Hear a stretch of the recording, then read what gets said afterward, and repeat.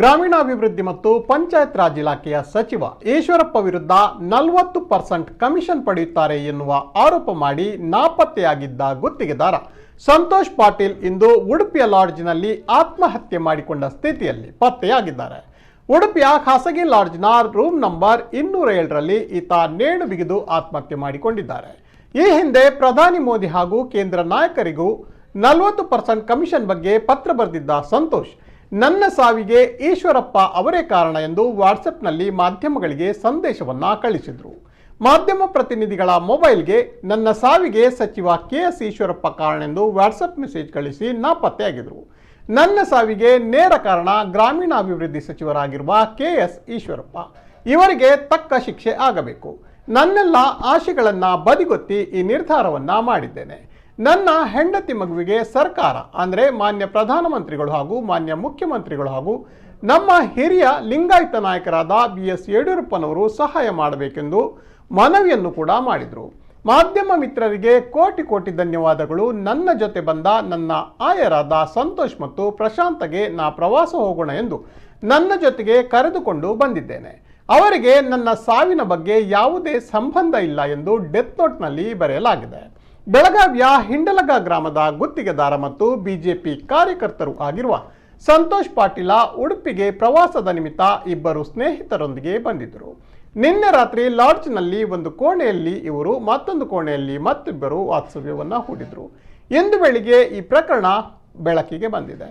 ಘಟನಾ ಸ್ಥಳಕ್ಕೆ SP Vishnuvardhan, SP Lingappa ಭೇಟಿ ನೀಡಿ ಪರಿಶೀಲನೆ ನಡೆಸಿದ್ದಾರೆ.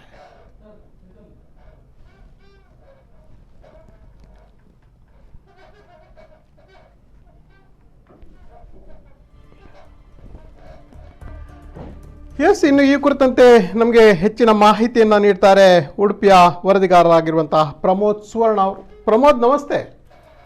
ನಮಸ್ತೆ ಪ್ರಮೋದ್, ಇವತ್ತು ರಾಜ್ಯ ರಾಜಕೀಯದಲ್ಲಿ ಭಾರಿಯಷ್ಟು ಸಂಚಲನವನ್ನು ಸೃಷ್ಟಿಸಬಹುದಾದಂತಹ ಗ್ರಾಮೀಣಾಭಿವೃದ್ಧಿ ಮತ್ತು ಪಂಚಾಯತ್ ರಾಜ್ ಇಲಾಖೆ ಸಚಿವ KS ಈಶ್ವರಪ್ಪ ವಿರುದ್ಧ 40% ಕಮಿಷನ್ ಪಡೆಯುತ್ತಾರೆ ಎನ್ನುವ ಆರೋಪವನ್ನು ಮಾಡಿ ನಾಪತ್ತೆಯಾಗಿರುವಂತಹ ಗುತ್ತಿಗೆದಾರ ಸಂತೋಷ್ ಪಾಟೀಲ್ ಇಂದು ಉಡುಪಿಯಲ್ಲಿ ಬಂದು ಆತ್ಮಹತ್ಯೆ ಮಾಡಿಕೊಂಡಿದ್ದಾರೆ ಎನ್ನುವ ಮಾಹಿತಿ ಲಭ್ಯ ಆಗಿರುವಂಥದ್ದು. ಏನಿದೆ ಈ ಬಗ್ಗೆ ಹೆಚ್ಚಿನ ಅಪ್ಡೇಟ್ ಪ್ರಮೋದ್?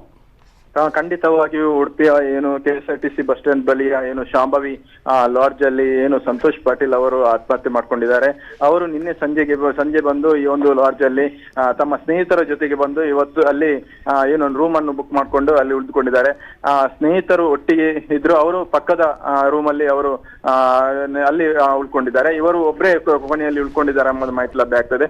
ಅಂದ್ರೆ ಈಗ ಸದ್ಯಕ್ಕೆ ಅವರು ಏನು ಅಲ್ಲಿ ರೂಮ್ ಅಲ್ಲಿ ಆತ್ಮಹತ್ಯೆ ಮಾಡುವಂತ ಸ್ಥಿತಿಯಲ್ಲಿ ಈಗ ಸದ್ಯಕ್ಕೆ ಇದ್ದು ಬಾಯಲ್ಲಿ ನೊರೆ ಬರುವುದು ಕಂಡು ಬರ್ತದೆ. ಇದನ್ನು ಏನು ಕಂಡಂತದ್ದು ಇವರು ಏನಾದ್ರು ಪಾಯ್ಸನ್ ತೆಗೆದುಕೊಂಡು ಏನಾದ್ರು ಏನು ಆತ್ಮಹತ್ಯೆ ಮಾಡ್ಕೊಂಡಿದ್ದಾರೆ ಎಂಬ ಒಂದು ಊಹೆ ಕೂಡ ಇದೆ. ಆದ್ರೆ ಸದ್ಯಕ್ಕೆ ಈಗಾಗಲೇ ಹಿರಿಯ ಅಧಿಕಾರಿಗಳಾದ ವಿಷ್ಣುವರ್ಧನ್ ಕೂಡ ಸ್ಥಳಕ್ಕೆ ಭೇಟಿ ನೀಡಿದ್ದಾರೆ. ಅವರು ಈಗ ಹೋಟೆಲ್ ಒಳಗಡೆ ಹೋಗಿದ್ದಾರೆ. ಹೋಟೆಲ್ ಒಳಗಡೆ ಹೋಗಿ ಈಗ ಅಲ್ಲಿ ಪರಿಶೀಲನೆಯನ್ನು ಮಾಡ್ಕೊಳ್ತಿದ್ದಾರೆ. ಆದ್ರೆ ಸದ್ಯಕ್ಕೆ ಇವರು ಸಂತೋಷ್ ಪಾಟೀಲ್ ಉಡುಪಿಗೆ ಏನು ಬರ್ಲಿಕ್ಕೆ ಕಾರಣ ಏನು ಮತ್ತು ಉಡುಪಿಗೆ ಏನು ಸಂಬಂಧ ಇದೆ ಎಂಬುದು ಕೂಡ ಮಾಹಿತಿಯನ್ನು ಕಲೆ ಹಾಕ್ತಿದ್ದಾರೆ. ಅವರು ಸ್ನೇಹಿತರು ಈಗ ಅವರನ್ನು ವಿಚಾರಣೆ ಮಾಡ್ತಿದ್ದಾರೆ ಎಂಬುದು ಮಾಹಿತಿ ಕೂಡ ಲಭ್ಯ ಆಗ್ತದೆ. ಸದ್ಯಕ್ಕೆ ಸಂತೋಷ್ ಪಾಟೀಲ್ ರವರು ಏನು ಈಶ್ವರಪ್ಪ ಅವರ ಮೇಲೆ ಆರೋಪ ಮಾಡಿದ್ದಾರೆ. ಈ ಬಗ್ಗೆ ವಾಟ್ಸಪ್ ಮೆಸೇಜ್ ಅನ್ನು ಕೂಡ ಕಳಿಸಿದ್ರು.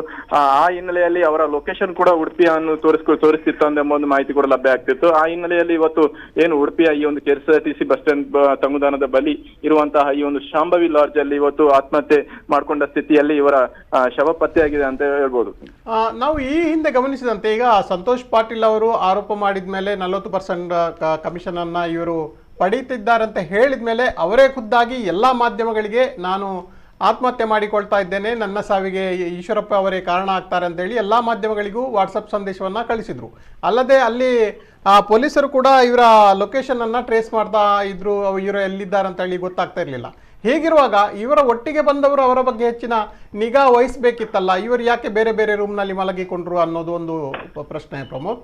ಖಂಡಿತವಾಗಿ ಈ ಬಗ್ಗೆ ಈಗಾಗಲೇ ಡೆತ್ ನೋಟ್ ಅಲ್ಲಿ ಅವರು ಈ ಒಂದು ಸಾವಿಗೆ ಮತ್ತು ನನ್ನ ಸ್ನೇಹಿತರಿಗೆ ಸಂಬಂಧ ಇಲ್ಲ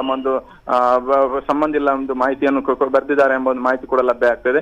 ಆದ್ರೆ ಸ್ನೇಹಿತರು ಇವರನ್ನು ಏಕಾಂಗಿಯಾಗಿ ಬಿಟ್ಟು ಇನ್ನೊಂದು ರೂಮ್ ಅಲ್ಲಿ ಏನು ಮಲಗಿದ್ದಾರೆ. ಮತ್ತೆ ಸ್ನೇಹಿತರು ಸ್ನೇಹಿತರ ಬಳಿ ಈ ಒಂದು ಆತ್ಮಹತ್ಯೆ ಬಗ್ಗೆ ಏನಾದ್ರೂ ತಾವು ಮಾತನ್ನು ಹಂಚಿಕೊಂಡಿದ್ದಾರೆ ಎಂಬ ಒಂದು ಮಾಹಿತಿ ಕೂಡ ತನಿಖೆಯಿಂದ ಗೊತ್ತಾಗಬೇಕಾಗಿದೆ. ಆದ್ರೆ ಸದ್ಯಕ್ಕೆ ಈಗ ಹಿರಿಯ ಅಧಿಕಾರಿಗಳು ಸ್ಥಳದಲ್ಲೇ ಮೊಕ್ಕ ಮೂಡಿದ್ದು ಹೋಟೆಲ್ ಒಳಗಡೆ ಹೋಗಿ ಎಲ್ಲ ಪರಿಶೀಲನೆ ಮಾಡ್ಕೊಳ್ತಿದ್ದಾರೆ. ಈಗ ಇನ್ನು ಇಲ್ಲಿ ಏನು ಡಾಗ್ ಸ್ಕ್ವಾಡ್ ಮತ್ತೆ ಇನ್ನಿತರ ಏನು ತಂಡಗಳು ಬಂದು ಏನು ಆತ್ಮಹತ್ಯೆಗೆ ಕುರುಹುಗಳ ಬಗ್ಗೆ ತನಿಖೆಯನ್ನು ಮಾಡಬೇಕಿದೆ.